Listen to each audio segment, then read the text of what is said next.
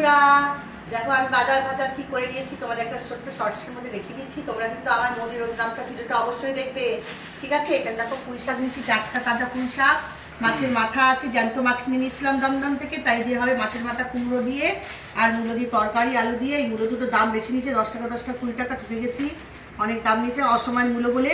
আর এখানে নিয়েছি তোমার এই যে আমার মোশনা খাবে কুলেখাড়া শাক, এখানে আদা রসুন, এখানে আছে গাঠি কচু আমরা খুব ভালোবাসি, এখানে বেগুন, এখানে আছে বরবটি, এখানে আছে কুঁদরি, আর এখানে নিয়েছি দেখো ফল, আমার আপেল, আর আমি মেয়ে খাই, এখানে কলা, এখানে কুমড়ো, আর এখানে আছে এক ধরনের শাক। দেখো বন্ধুরা এই শাকগুলো ধুয়ে পেঁয়াজ কাঁচা লঙ্কা ফোড়ন দিয়ে ভাজা ভাজা করে খেতে হয়, খুব ভালো।